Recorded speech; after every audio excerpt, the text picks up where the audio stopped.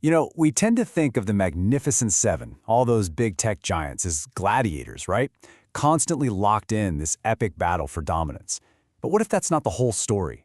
What if, underneath all that competition, there's this powerful, surprisingly profitable relationship where one company's success actually fuels the fortunes of its biggest rivals?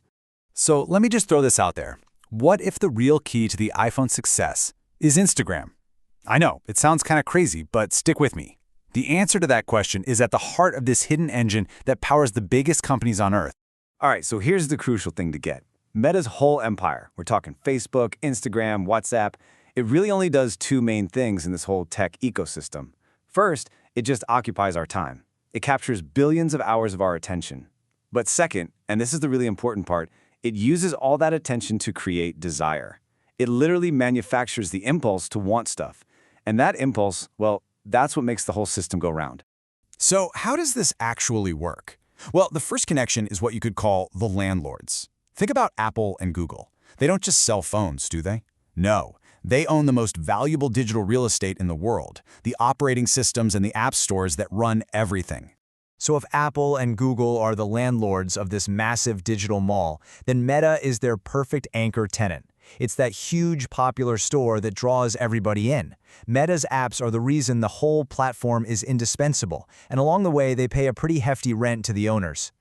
And this is exactly how Meta drives business for its so-called landlords. I mean, let's be real for a second. A huge reason you might buy a new iPhone is just to get a better experience on Instagram, right?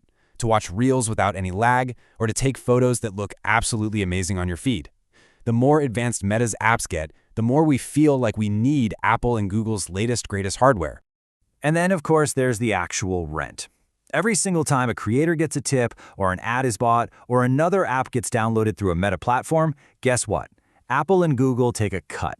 A big one. A commission of 15 to 30%. So the more time we spend and the more money that moves around inside Meta's world, the richer the landlords get. Pretty much without lifting a finger. Okay, so Meta keeps us glued to our phones, which sells a ton of hardware for Apple and Google. Got it. But what's powering the brain behind Meta's super addictive feeds? Well, that brings us to our next relationship, nvidia. Mark Zuckerberg has made his ambition incredibly clear. He's not just building a social network. He's in a race to build artificial general intelligence, or AGI. And that single goal has turned Meta into, by far, the most aggressive and most important customer for NVIDIA's crazy powerful AI chips. And this creates this amazing feedback loop. See, to keep you scrolling, Instagram's recommendation algorithm has to be perfectly tuned to you.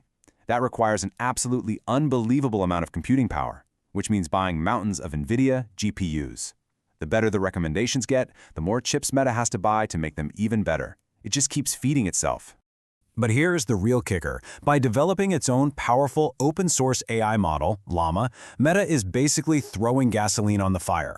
It forces every other major tech company to speed up their own AI development, which means they all have to rush out and buy even more NVIDIA chips just to keep up. Meta's own ambition is directly inflating NVIDIA's bottom line. It's brilliant. So, Meta uses NVIDIA's brains to create desire on Apple's devices. But what happens next? All that desire needs somewhere to go, right? Which brings us to the final piece of this puzzle, the showroom. Just think about it for a second. Amazon is the store where we buy pretty much everything, but Instagram is often the show window where we decide what to buy in the first place. It's where trends are born, where products go viral. It has basically become the most effective front door for all of modern e-commerce. And the connection between them now is almost totally frictionless. Meta and Amazon have built this seamless pipeline, where you see a targeted ad on Instagram and you can complete the purchase with your Amazon account in a single click without ever leaving the app. It's almost scary. The better Meta's AI gets at showing you what you want, the more products fly off Amazon's virtual shelves. So let's zoom out and put all these pieces together.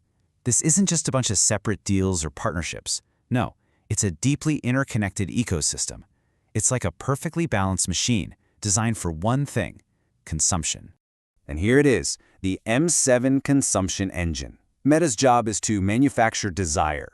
Apple and Google sell you the device you need to experience that desire. NVIDIA provides the AI brain to make that desire engine smarter and more effective. And Amazon provides the store to fulfill that desire, instantly. It is a perfect system where each tech giant needs the others to thrive. And it's all running on massive cloud infrastructure from companies like, you guessed it, Amazon and Microsoft. Which really leaves us with a final thought to chew on. Maybe we've been looking at Meta all wrong. What if it's not really a social network? Not primarily. What if, instead, it's the central, indispensable engine of our entire modern consumer economy?